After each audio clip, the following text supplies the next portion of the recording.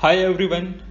आज हम बात करेंगे रशियन फिल्म द थीव की, जो कि 1998 में ऑस्कर के लिए best foreign language film category में भी नॉमिनेट हुई थी। इस फिल्म की कहानी सानिया के नज़रिए से कही गई है, जो कि एक बेघर महिला का बेटा है। सानिया के फादर उसके जन्म के 6 महीने पहले ही मारे जा चुके हैं, जो कि एक सोल्जर थे वर्ल्ड वार में। सान्या अक्सर अपने फादर को इमेजिन करता रहता है। जब 6 वर्ष का सान्या अपनी मदर के साथ ट्रेन में सफ़र करता रहता है, तो उसकी मदर को एक आर्मी ड्रेस पहने एक आदमी तुलियान मिलता है। उसकी मदर और सान्या और तुलियान किसी सिटी में एक स्टेशन पर उतर जाते हैं और वहीं पर एक कमरा किराए पर लेकर रहने लगते हैं। वो मकान मालिक को हस्बैंड वाइफ और सान्या को अपना बेटा बताते हैं। धीरे धीरे सान्या की मदर तुलियान से प्यार करने लगती है। सान्या उससे कुछ डरता है, कुछ रिस्पेक्ट करता है। धीरे धीरे इन लोगों का रिश्ता गहरा होने लगता है, लेकिन अभी भी सान्या अपने रियल फादर को इमेजिन करता रहता है। वो तुलियान को अंकल कहकर बुलाता है। तब तुलियान सान्या को समझाता है कि उसको डैड कह के बुलाए, नहीं तो यदि मकान मालिक को पता चल गया तो शायद वो उसको घर से भी निकाल देंगे। ऐसे कुछ समय बीतता है और इन तीनों लोगों का रिश्ता आपस में गहरा होता जाता है।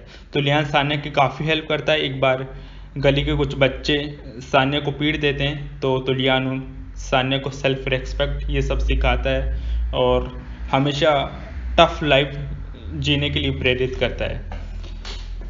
एक बार तुलियान घर के सारे किराएदारों को सर्कस पे लेके जाता है और उनको पार्टी देता है। वो सर्कस के बीच में से उठ के आ जाता है और सान्या और उसकी माँ को संदेश मिलता है कि तुलियान को स्टेशन पर मिले।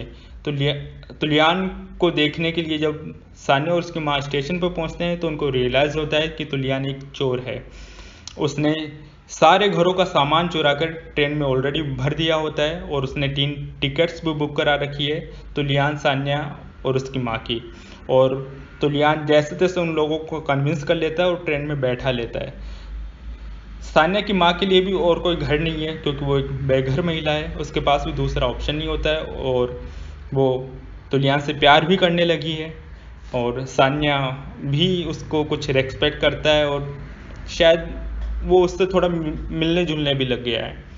तो तीनों सफ़र करके एक दूसरी सिटी में उतरते हैं और वहाँ पे एक मकान किराए पे लेते हैं और वहाँ पर भी वो ऐसे ही चोरी करते हैं। तो ऐसे ही वो 2-3 घर किराए में लेकर वहाँ पे चोरियाँ करते रहते हैं और हमेशा सिटी बदलते रहते हैं। फिर सान्या की माँ तुलियान को बोलती है कि उसको ये सब छोड़ देना चाहिए और एक अच्छी लाइफ जीनी चाहिए, पर तुलियान नहीं मानता। वो बोलता है कि यही उसकी लाइफ है, उसके पास दूसरा ऑप्शन नहीं है। ये पूरी कहानी वर्ल्ड वार के समय के बीच में चल रही है और उस समय बेघरी, गरीबी और ऐसे हालात बहुत ही मामूली बात थी। बार बार सान्या की माँ के समझाने के बाद भी तुलियान नहीं मानता और सान्या की माँ उसको धमकी भी देती है कि वो उसको छोड़ कर चली जाएगी, क्योंकि वो कभी भी नहीं चाहती कि उसका बेटा उसकी संगत में आकर वैसा ही बन जाए। तो एक बार एक चोरी करके वो भागकर स्टेशन पे पहुंचते हैं। तब तुलियान सान्या और उसकी माँ को बताता है कि वो उनके साथ नहीं जा रहा, उसने सिर्फ वो उन दोनों लोगों की ही टिकट्स बुक कराई है। तो उनको कुछ पैसा देता है और कहता है कि तुम दोनों जाओ और अपनी नई ज़िंदगी की शुरुआत करो। लेकिन वो ये चोरी वाला काम नहीं छोड़ सकता, क्योंकि यही उसकी ज़िंदगी है और यही उसका पेशा है और वो इससे छुटकारा नहीं पा सकता। वो आपस में बात ही कर रहे होते हैं, तभी 2 पुलिस ऑफिसर आ रहे होते हैं। सान्या उनको देखकर भागने लगता है। तुलियान पुलिस ऑफिसर को देखने भागने लगता है। फिर पुलिस ऑफिसर तुलियान के पीछे भागते हैं। फिर तुलियान साल्ट एक पुलिस ऑफिसर की आंख में फेंक देता है। फिर दूसरा पुलिस ऑफिसर तुलियान को पकड़ लेता है, जबकि इन दोनों पुलिस ऑफिसर को बलगरी और ये चोरी के बारे में कुछ भी पता नहीं था। जब तुलियान उनको देखकर भागने लगा था, तब उनको ये फील होता है कि भाग क्यों रहा है आखिर हमको देखकर। इसी चक्कर में वो उसके पीछे भागते हैं और ये हादसा हो जाता है। तुलियान पकड़ा जा चुका है और उसको बचाने के लिए सान्या और उसकी माँ ट्रेन में नहीं बैठते, ट्रेन को छोड़ देते हैं और पुलिस स्टेशन पहुंचते हैं और बहुत रिक्वेस्ट करते हैं पुलिस ऑफिसर से कि तुलियान को छोड़ दे, उसके बिना वो लोग बेघर रहेंगे और उनका एक छोटा बच्चा भी है, उसका क्या होगा।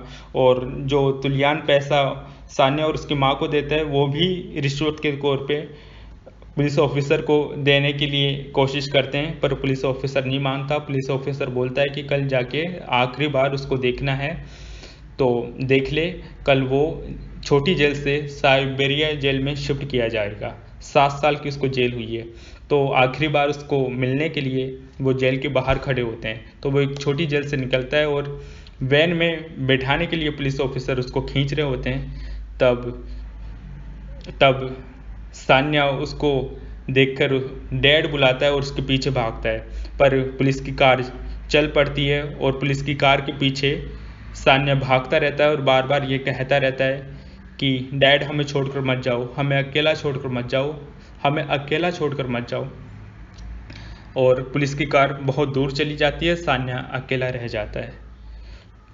अब उनको ये एहसास हो जाता है कि वो तुलियान को 7 साल बाद ही देखेंगे।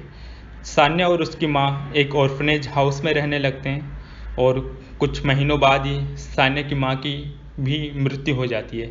सान्या की माँ प्रेग्नेंट थी, उसका अबॉर्शन होता है और अबॉर्शन के दौरान ही उसकी मृत्यु हो जाती है। फिर सान्या को लगता है कि उसकी ज़िंदगी में अब कुछ भी नहीं बचा। 7 साल बाद शायद तुलियान से ही उसकी मुलाकात होगी, वो तुलियान के पास जाएगा या फिर तुलियान ही उसके पास आ जाएगा, शायद अपनी बंदूक ही लेने, जो कि तुलियान ने सान्या को दी थी। और इस 7 साल के दौरान सान्या को कभी भी अपने रियल इमेजिनेटिव फादर की याद नहीं आती है, वो तुलियान को ही अपना फादर समझने लगता है। तो 7 साल बीत जाते हैं और सान्या बड़ा होता है। तो एक ऑर्फनेज के आसपास ही सान्या कहीं घूम रहा होता है, तब उसको एक गाने की आवाज़ सुनाई देती है और उसको रियलाइज़ होता है कि ये तो तुलियान की आवाज़ है। तो वो आवाज़ को सुनकर आगे बढ़ता है और देखता है कि तुलियान शराब पी रहा है 2-3 दोस्तों के साथ और एक औरत उसको सर्व कर रही है। फिर सान्या उसके पास जाकर अपना नाम और अपनी माँ का नाम बताता है, पर तुलियान को कुछ भी याद नहीं है। तुलियान उसको पूछता है कौन सी औरत।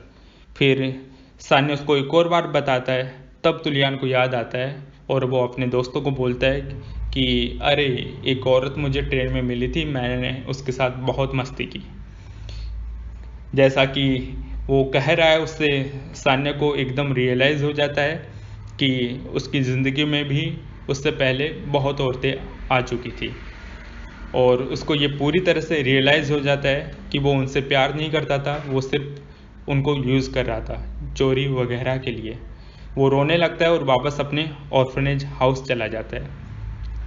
अगले ही दिन वो बंदूक लेकर तुलियान के पास आता है और देखता है कि तुलियान चोरी करके भाग रहा होता है। तो सान्या तुलियान को शूट कर देता है और उसको मार देता है और बंदूक भी वहीं फेंक कर वापस ऑर्फनेज आ जाता है।